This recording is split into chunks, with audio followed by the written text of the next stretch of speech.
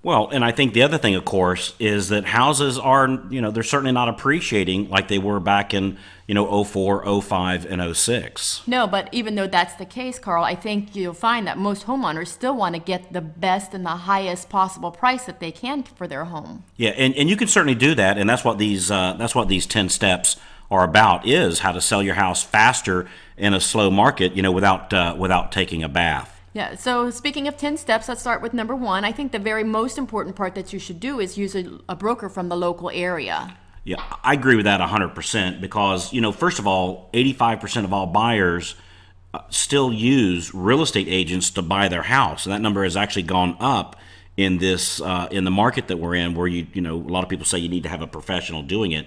And I guess one of the reasons you need to use a local agent as opposed to somebody out of the area. Well, they're going to know all the features of the homes and a wide variety of the homes. If you're working with just one for sale by owner, you're only going to get a small clipping of what is available. Whereas an agent is going to know 100 houses are available and maybe be able to custom make or custom fit a purchase to what your needs are. Yeah, I agree with that 100%. Of course, the other thing is, I think a mistake some people make sometimes is they use like let's say you have a friend that's a real estate agent that's maybe about 50 or 100 miles away, and they want to use that friend to sell their house, that again is about 50, 100 miles away. The problem with that is, even though that person is certainly has your best interest in mind and they mean well, they just don't know the area, and they don't know what's coming up, like maybe a new road's coming through or a new school's coming through or something like that. They just don't know it. Yeah, and how are they going to show it when they're 50 miles away, too? Yeah, that's a good point. Yeah, and they also know the pricing for the area as well. So someone 50 or 100 miles away may not know the intricate ins and outs of your specific little market. And so someone who was local would know exactly how to price your home. Yeah, I agree. Now, the other thing is we recommend very strongly that you be completely familiar with the current real estate market. And I can tell you right now that just knowing the recorded sales prices isn't good enough. One of the big mistakes that we see a lot of people make is they just search to say, well, what'd the home sell for? The problem with that. Well, the problem with that, Carl, is that someone's house may have sold for $350,000 and someone else's may have sold for $300,000. But one of them may have given maybe incentives, and if they gave cash back to the buyer, there could be $18,000, $20,000, $25,000 in negotiation prices that aren't mentioned in the contract, in the selling price there. And that's a good point, because maybe they gave a $10,000 credit to do a new air conditioner, or we've seen as much as like $30,000 credit to put on a roof, new yes. roof. And so just knowing the recorded sales isn't enough. You have to know what details went in with that transaction, which kind of leads back to the other thing of using a local agent. They're going to be more likely to know those types of things. And then I think the next thing that they really need to know is how to understand all of the terms that you as a seller are willing to offer to sell your home. So it's not just price. There are so many other things involved when you're selling your home other than just setting the price. Like? Well, the big one is whether you want to contribute to the buyer's selling closing costs. So you can do the contributions like we talked about earlier as far as a roof or a new carpet or something along those lines, or you can pay some money to help reduce the buyer's closing costs, and that goes a long way. Yeah, I agree with that. Now, I'm going to tell you guys, this is kind of like a little dirty secret that we know in the industry that a lot of people don't know.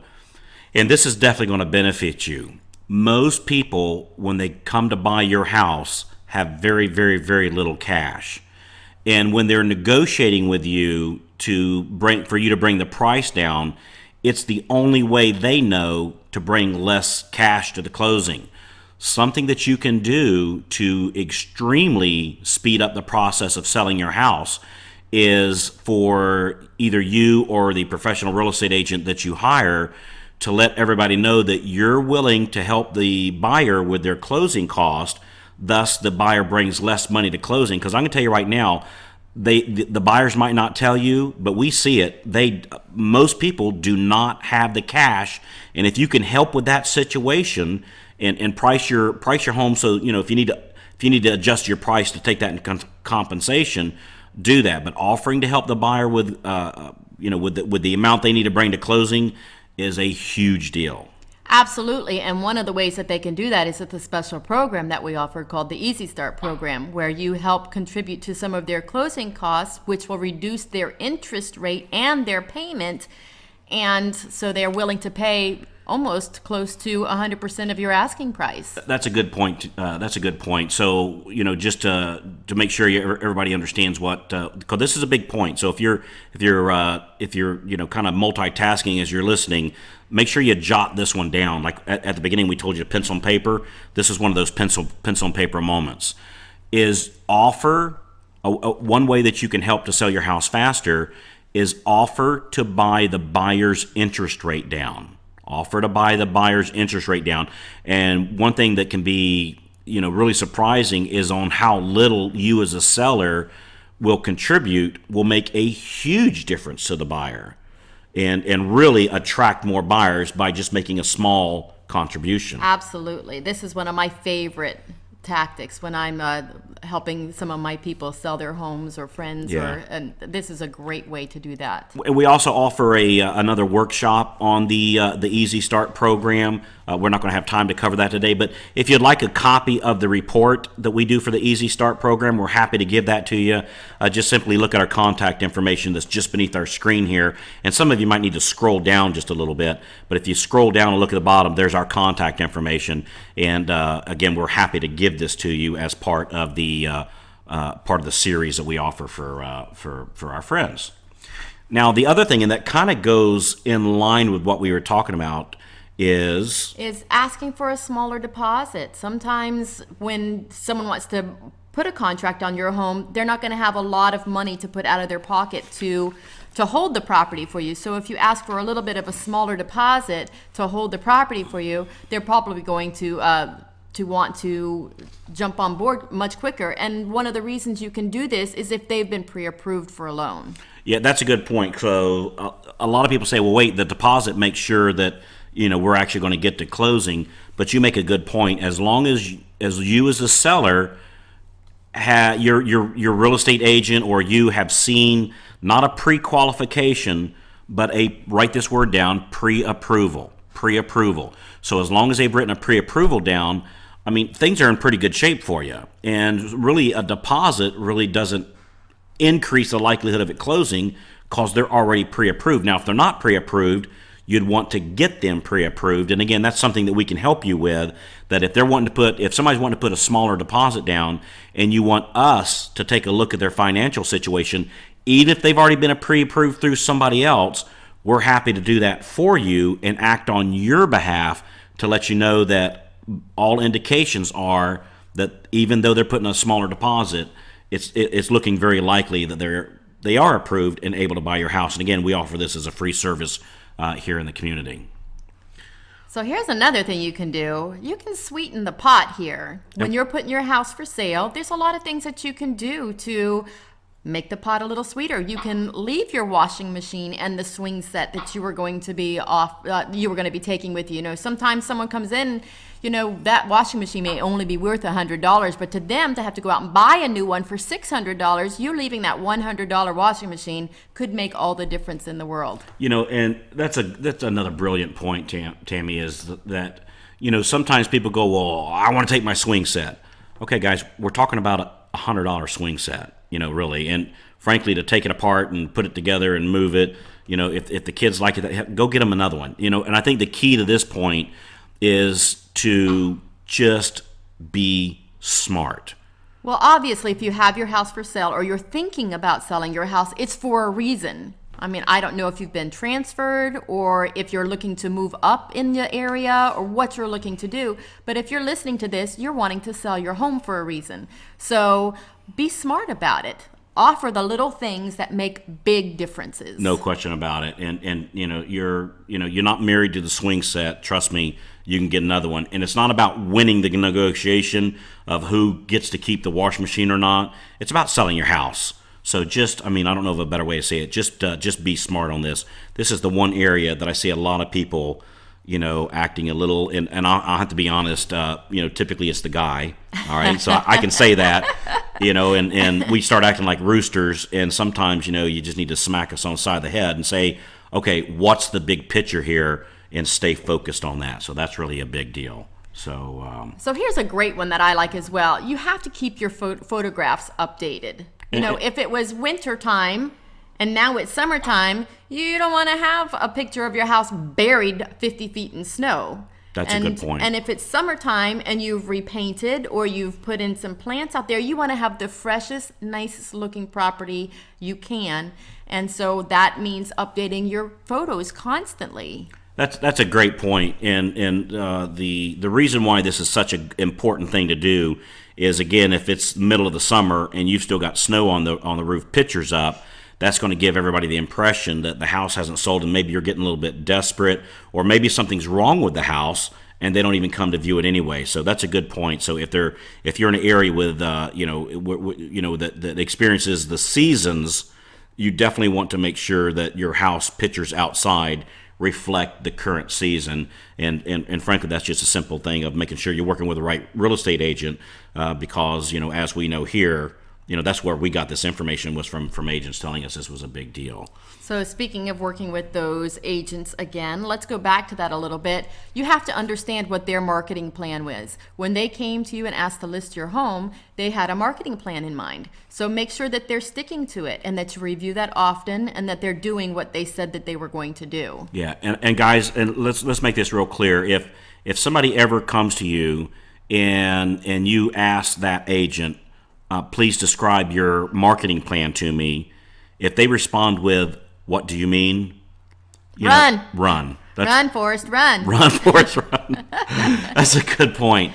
You need to have a marketing plan, and not only does the agent need to have a marketing plan, they need to let you know what it is, and it has to make sense for you. And what your participation is going to be. This is not fully on their shoulders. It's your house. Yeah, and you're the one trying to sell it. So you have to do some marketing as well. You have to be willing to participate in your own rescue. This goes back to the help me, help you thing. Yes. I mean, that's a real big thing here. And guys, let's make this real clear, that putting a sign out in front of somebody's yard and putting your home in MLS, that's not a marketing plan. It's not? That is not a marketing plan. That's well, of course you've got to sign up, and of course you got an MLS, but what else are you going to do? And again, we don't have time to cover all of them today, but one of which was the Easy Start program. So make sure you contact us, and again, right here at the bottom of the screen, or you can just scroll down. You'll see our contact information right down there, and just contact us, and we'll get you information about that Easy Start program, and we have multiple other marketing things that we've seen. The more your house is shown across a multitude of property websites and things like that, the more you're going to have a better chance of selling your home. So No you want question. as much exposure as possible, and a marketing plan requires them to show you where they're going to market your house. Which includes, by the way, I mean, that's a good point. Marketing today is different than it was, frankly, absolutely. even a year ago. And you have to make sure that you're speaking the buyer's language, especially the first-time buyer, because they're most of the buyers right now. So you just want to make sure that you're not working with somebody that's using, basically is trying to sell albums to an iPod generation. You have to be using marketing strategies that fit the new way people talk back and forth to each other. Now, the other thing, and this is one of my favorites. Yeah, this is a good one. You want to make sure that you yourself go to open houses and see what's in the area.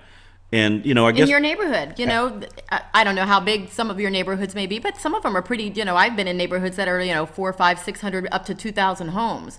So spend a Sunday going to those open houses and seeing what they're offering in their home. You may think, gosh, I'm asking a great price for my home. And then you go to your neighbor's home or the house 2 streets down, they're asking the same amount, but they have granite countertops, tile floors, a wood-burning fireplace, their pool's in great, they basically remodeled. And so if you're expecting to get the same exact price that they're going to get, you're in for a rude awakening. So know what the market is around you. Yeah, and they might be willing to give away that swing set too. So this is a good point, because and I find honestly this is probably one of the most difficult to do, And what I mean by that is, when you're talking about your home, the house that you're selling or getting ready to sell or thinking about selling, there's such an emotional attachment that goes with it.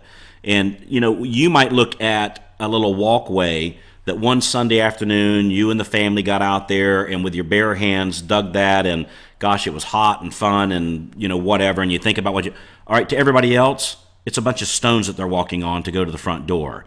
They don't have that emotional attachment, and they might not see the value in it. So going to open houses is, I think, absolutely just a very necessary thing to do. Number one, to give yourself a reality check to make sure that you're okay. Number two, though, is to get ideas. I mean, you might find that somebody's doing something, just being quite honest, that maybe we hadn't thought about. And you would go, geez, that's a great idea. And then we could... How the house is staged, what the house made you feel like when you first walked in the front door. Did you feel great? Did it have a good smell to it? I mean, all of those things are going to be what draw people to buy your home, because it's the first impressions that really make the sale. Yeah, I agree with that 100%. Now, this one I think we've kind of covered this a little bit, and basically it's just, kind of saying, just kind of keep everything in context. Yeah, don't let yourself get nickeled and dimed to death when the whole goal of this is to sell your home. Yeah, and kind of one thing that I think of when I see this slide is don't sweat the small stuff. And I wouldn't say it's all small stuff, but it's a lot of small stuff. And so just keep in mind what the big picture is that, look, the person that's coming to buy your house, you're going to move out.